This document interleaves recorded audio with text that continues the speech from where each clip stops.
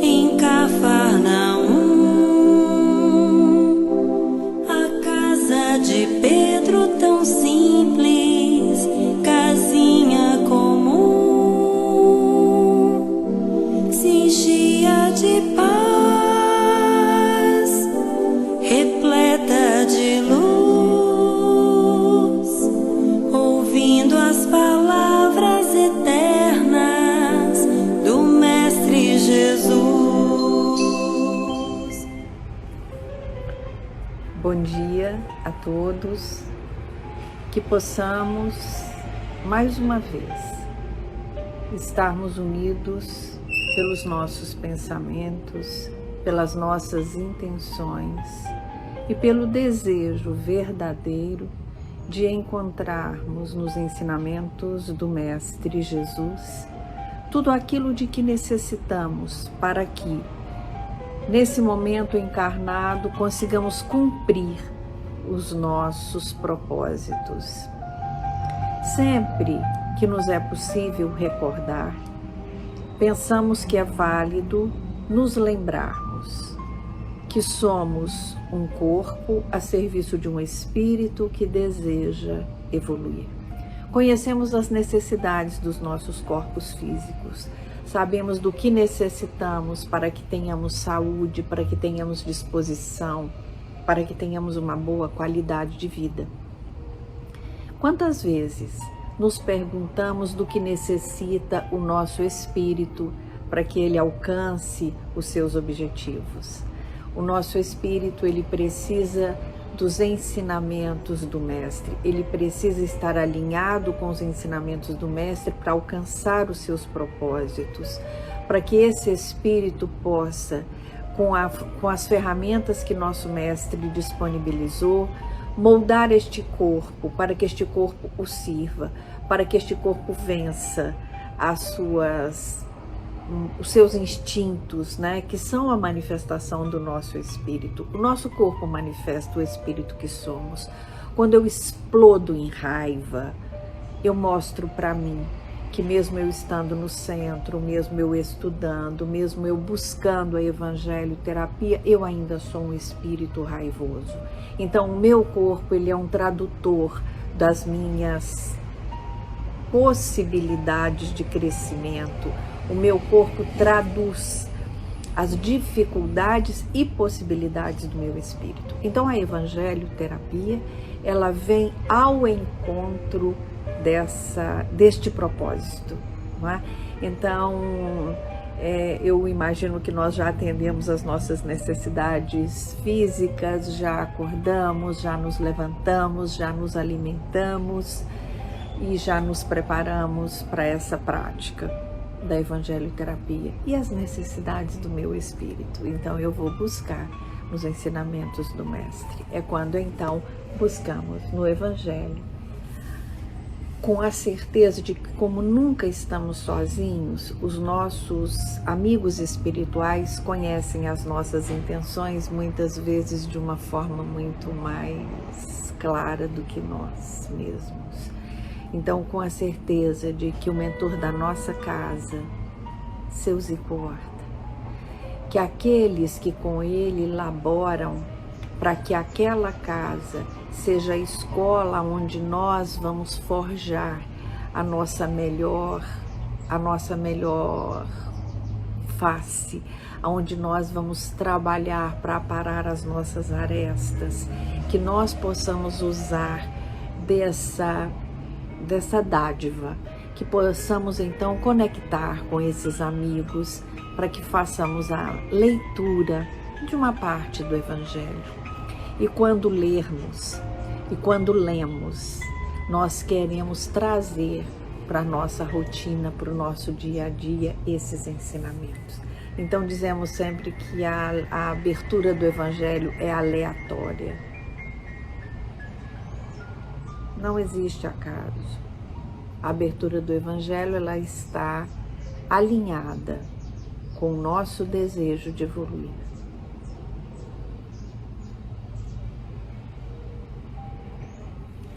Capítulo 8. Bem-aventurados os que têm puro o coração. Pecado por pensamento, adultério.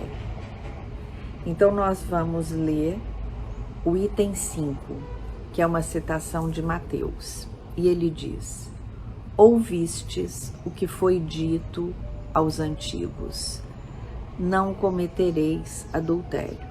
Eu, porém, vos digo que aquele que houver olhado uma mulher com mau desejo para com ela, já em seu coração cometeu adultério. E aí vem um comentário de Kardec, que diz assim: a palavra adultério não deve ser aqui entendida no sentido exclusivo da acepção que lhe é própria, mas num sentido mais geral. Muitas vezes Jesus a empregou por extensão, para designar o mal, o pecado, todo e qualquer pensamento mau, como por exemplo nesta passagem, aspas, porque se alguém se envergonhar de mim e das minhas palavras, dentre esta raça adúltera e pecadora, o Filho do Homem também se envergonhará dele, quando vier acompanhado dos santos anjos na glória de seu Pai. Fecha aspas. É uma citação de Marcos 8:38. E continua Kardec: a verdadeira pureza não está somente nos atos, mas também no pensamento. Porque aquele que tem puro o coração nem sequer pensa no mal. Foi o que Jesus quis dizer. Ele condena o pecado, mesmo em pensamento, porque é sinal de impureza.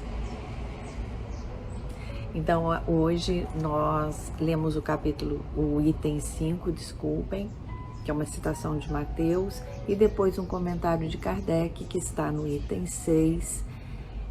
E nessa citação, Kardec vai lembrar uma outra citação de Jesus, que é quando ele vai nos lembrar que Jesus disse, que a boca fala do que está cheio o coração. Então, meus irmãos queridos e minhas irmãs queridas, eu entendo que neste encontro, nesta Evangelho Terapia de hoje que é um domingo, de hoje que no nosso calendário é domingo de carnaval. Um carnaval que esse ano está muito diferente de todos os que eu já vivi em quase 63 anos de vida. Está muito diferente. E neste domingo, os ensinamentos do Mestre nos trazem para uma reflexão importante, que é nós lembrarmos da importância do pensamento. Então, Kardec coloca como um subtítulo do capítulo Bem-aventurados os que têm puro coração, ele coloca pecado por pensamento, ponto. E adultério. Então, o que o Cristo está nos dizendo nesse dia? Ele está nos dizendo que nós cometemos falhas, pecados em pensamento.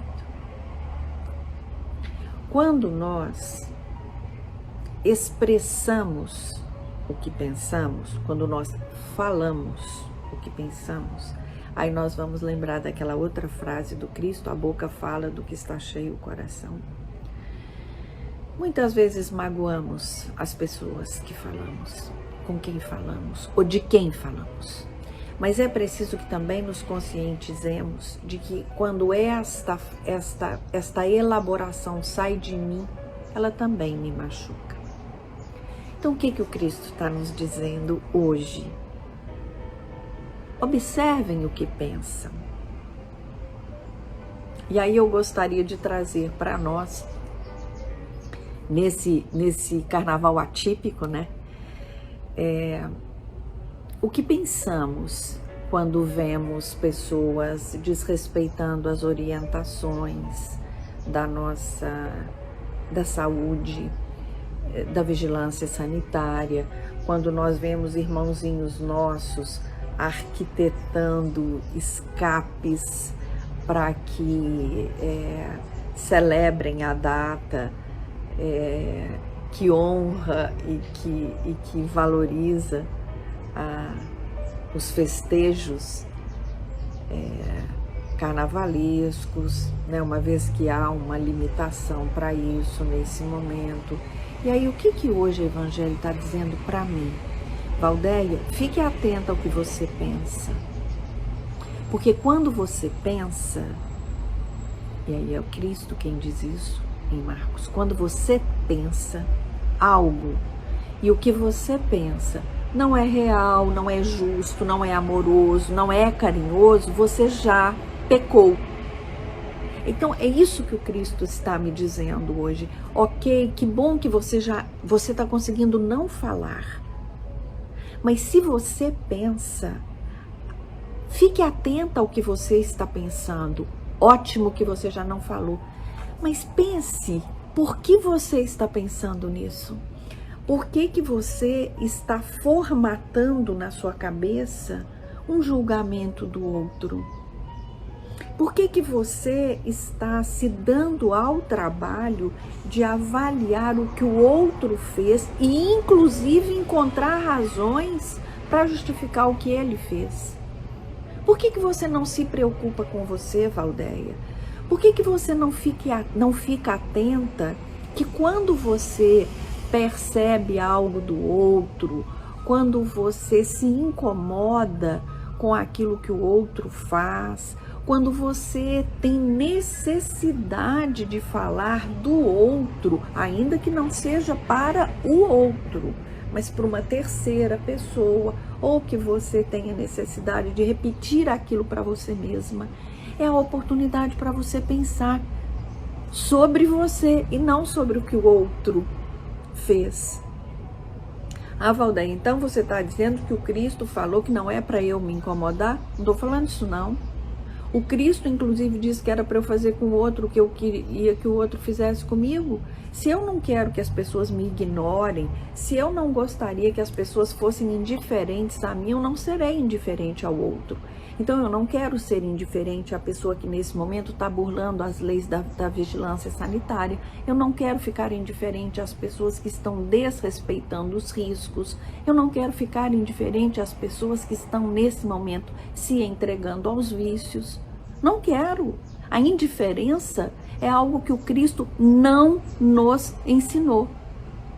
O que ele está nos ensinando é: não queira entender, julgar ou avaliar porque a pessoa fez. Quem tem que buscar esse caminho é a pessoa que está vivendo. Então eu vou ver, vou pensar sobre isso, e quando eu me der conta que eu estou pensando sobre o que o outro fez, eu vou dizer para mim mesma: epa, por que eu estou fazendo isso com o outro? Não era para eu fazer, porque quando eu faço isso, eu já estou me distanciando do ensinamento do meu mestre. E quando eu me distancio do ensinamento que o meu mestre me deu, eu me distancio dele. Então eu vou julgar, virar o pensamento, e aí eu quero voltar para mim.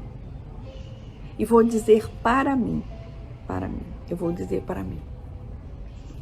Valdeia, nesse momento, o que você está percebendo? Que o seu espírito, ele ainda precisa de um pouco mais de amorosidade para olhar para o seu irmão. O meu espírito, que sou eu. Porque quando eu verdadeiramente praticar as leis divinas, eu vou ver o erro, eu vou ver o pecado, eu vou ver o engano, eu vou ver o equívoco, mas eu não terei todo o meu coração voltado para o equívoco, para o erro, para o pecado. Mas eu terei os meus olhos voltados para quem cometeu o erro, para quem cometeu o pecado e para quem cometeu o equívoco, porque isso também é um ensinamento de Jesus. Os nossos olhos precisam estar voltados para o pecador e não para o pecado, para aquele que se equivoca e não para o equívoco que ele cometeu. E eu não estou nesse momento dizendo que os erros, os equívocos serão banalizados. Não, ele vai responder por cada erro e por cada equívoco que ele cometeu, como eu vou responder pelos equívocos e erros que eu cometi. Então, eu acho que pode ser uma festa. Eu acho que nós podemos transformar esse domingo num dia festivo, aonde nós vamos entender que somos nós o ponto de referência, somos nós o alvo e não o outro, o alvo de nós mesmos. Então, quando nós percebermos, né, os erros e os equívocos naqueles que nos rodeiam, e muitas vezes, e aí eu me refiro aos nossos filhos, eu me refiro aos nossos pais, aos nossos companheiros, às nossas companheiras, vamos voltar nos ensinamentos do Mestre, vamos aprender com ele, vamos dizer o que nos parece e não afirmar, porque aquilo é uma impressão que eu tenho e não necessariamente é o que ele tá fazendo, ou ele tem a intenção de que isso pareça verdade. E aí, de novo, eu vou fazer isso porque eu não quero que os meus pensamentos estejam associados ao pecado. Pecado é aquilo que está isento de amor, de afeto, de leveza, de gratidão. Então, que possamos voltar os olhos para nós. Quando percebermos que algum querido nosso está fazendo algo que aos nossos olhos não parece ser bom, não parece ser saudável, vamos dizer, mas vamos dizer com carinho, vamos dizer com cuidado, vamos dizer ao outro da forma que gostaríamos que a nós fosse dito. Mas é sugestão do nosso mestre na Evangelioterapia de hoje, que antes que eu veja e arquitete uma forma de dizer ao outro sobre os erros e os equívocos dele, eu olhe para mim.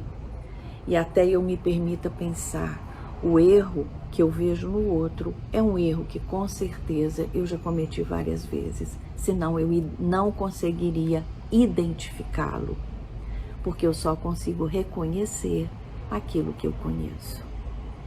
Se eu não conheço este perfume, eu não consigo reconhecê-lo. Se eu não conheço uma planta, eu não consigo reconhecê-la. Então, quando eu reconheço algo, significa que eu conheço. Então, que possamos, meus queridos, pensar primeiro em quem somos, em nossas dificuldades, para depois pensarmos em como ajudar, em como auxiliar e não em julgar as dificuldades dos próximos, mais próximos de nós. Que desta forma possamos nós estarmos sempre alinhados com os ensinamentos do Mestre Jesus.